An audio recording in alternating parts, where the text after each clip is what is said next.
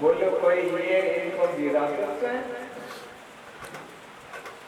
वो कहने लगे कि यहाँ देखो, उपनंद नंद बाबा के भाई वो कहने लगे कि यहाँ देखो बार बार उत्पात हो रहे, इसलिए हमें क्या है कि यहाँ से दूसरी जगह चलना चाहिए। यहाँ से नजदीकी जो है वो वृंदावन है। तो वृंदावन के अंदर क्या है कि यमुना जी का किनारा है और यमुना जी के पास बहुत सी हरी हरी घास है। हमारे पशु हैं वहां घास खाकर और यमुना जी का जल एकत्रित हो जाएंगे। और यहाँ इस स्थान पर बहुत आपत्ति आ रही है इन बालकों के लिए। कभी कोई राक्षस आ जाता है, कभी कोई पेड़ गिर जाते हैं, तो हमें यहाँ से चलना चाहिए। तो अब सारे जो नंद बाबा के वो थे, वो सारा का सारा परिकर है, छकड़ों पर अपना सामान लाद लाद कर वहां से चल पड़े। तो गोपियां हैं वो छकड़ों में बैठी है, तो सजकर तैयार है और वृंदावन में जा रही हैं। तो वृंदावन देखो कैसा है, वृंदावन का बड़ा महत्व। वृंदा कहते हैं तुलसी को, तुलसी का जनावर। तुलसी जी जो है वो भगवान को बहुत प्रिय है। और यमुना भी उनकी क्रीड़ा स्थली की एक पात्र है, नायिका है। तो इस प्रकार सभी वृंदावन की ओर जा रहे हैं और गोटियां गाते हुए जा रहे हैं। देखो वृंदावन का क्या महत्व है।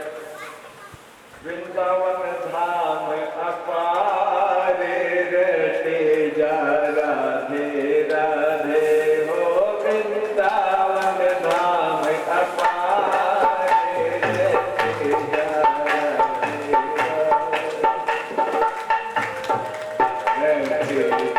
राधे राधे राधे जपे जा राधे राधे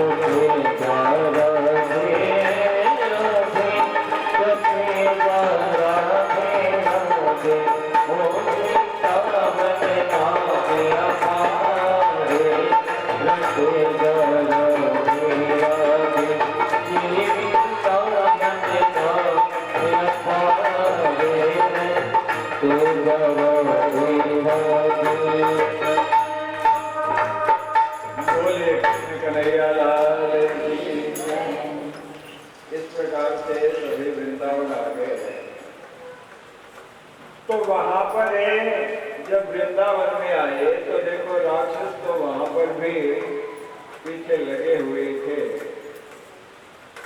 यमुना जी के किनारे पर एक वत्सासुर नाम का राक्षस आया, उसका संहार भगवान ने किया, बछड़े के रूप में था वो। एक पूतना का भाई था बकासुर, वो बगुले के रूप में आया। अर्थात यमुना जी है वो क्या है, भक्ति है। भक्ति के किनारे पर बगुला जो है वो दम्भ का प्रतीक होता है, ध्यान ऐसे लगाता है और ध्यान रहता है मछली पर। तो भगवान ने उस बकासुर का भी उद्धार किया।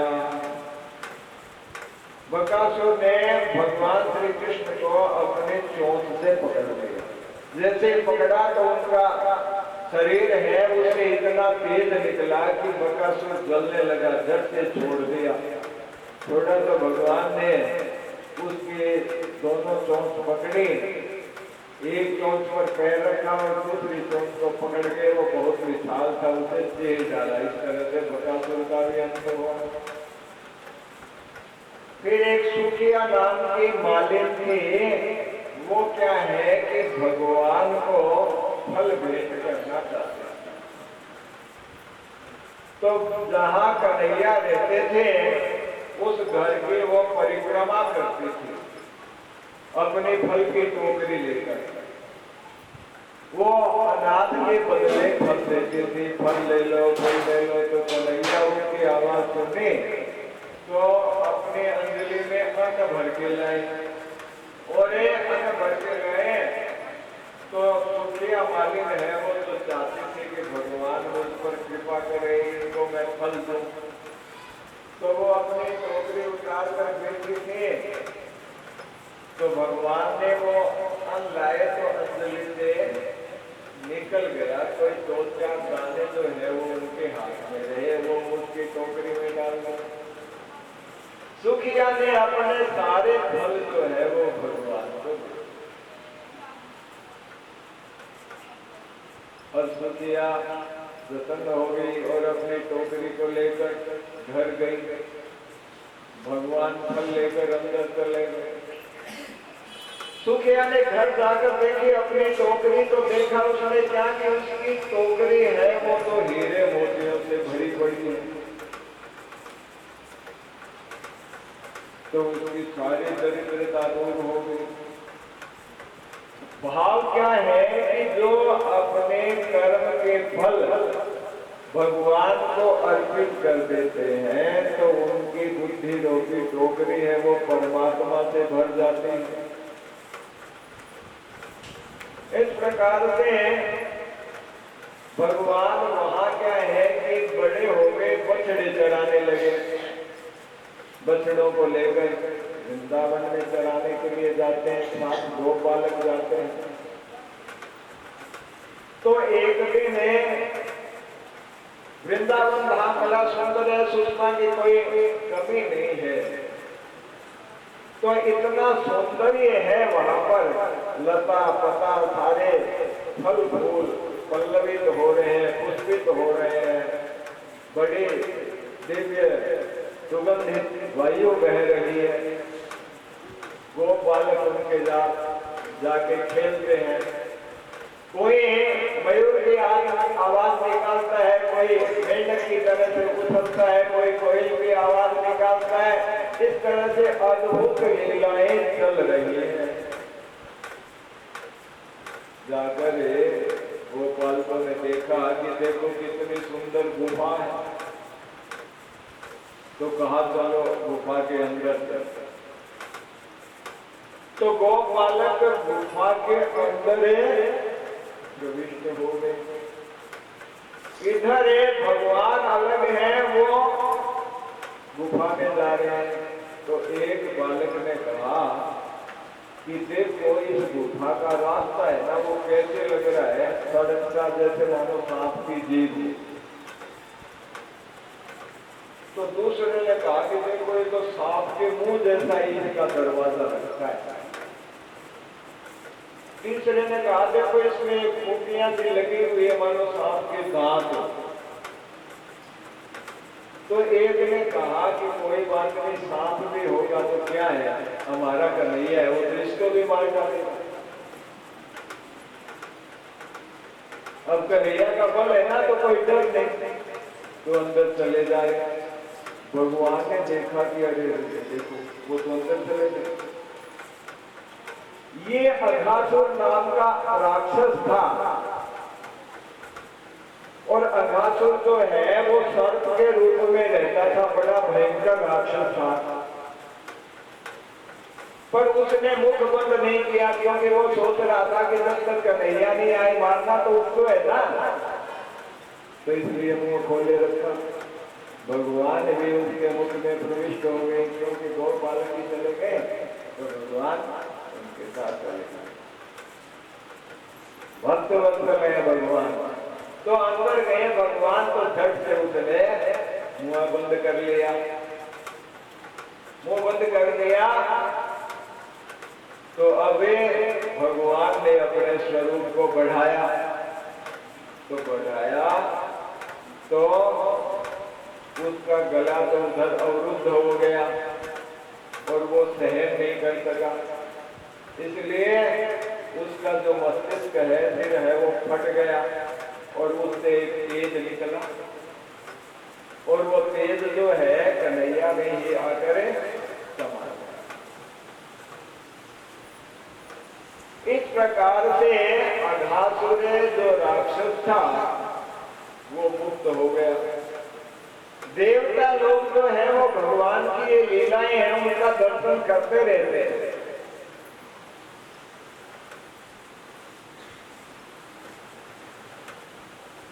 सुखदेव जी ने कहा कि राजन ये लीला जो है ना, जो प्रतिदिन कोई लीला होती रहती थी, वो गोप बालक जाकर वहां बताते थे। तो प्रतिदिन गोपियां जो है भगवान जाते थे तो रास्ते में दोनों ओर खड़ी रहती थी, उनकी प्रतीक्षा करते थे, दर्शन करते थे। तो सारी लीलाएं वो वहां पर बताते थे रोजाना, पर ये लीला गोप बालकों ने 1 वर्ष के बाद बताई। तो राजा परीक्षित ने पूछा कि महाराज ये क्या कारण है?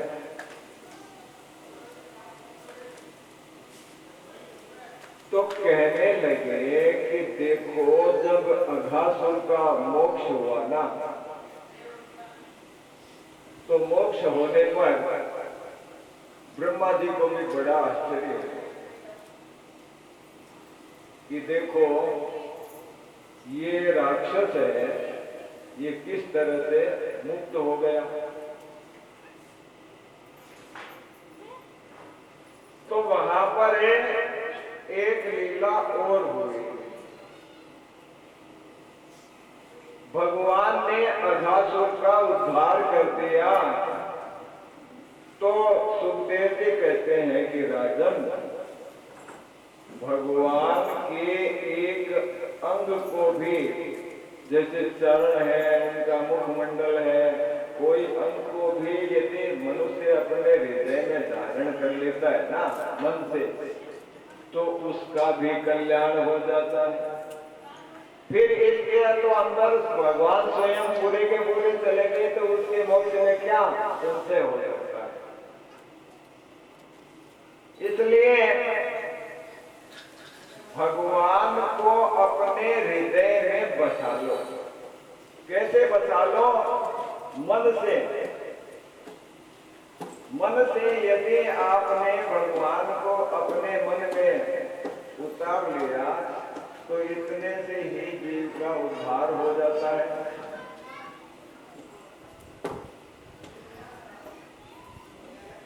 यदि आप भगवान के स्वरूप को मन से कैसा भी बनाकर हृदय में धारण करते हैं, बार बार उनका चिंतन करते हैं, तो उससे मन पवित्र हो जाता है, भक्ति की प्राप्ति हो जाती है।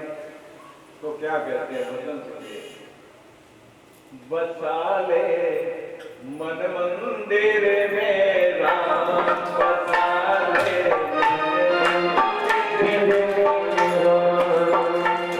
बनेंगे तेरे बिगड़े काम।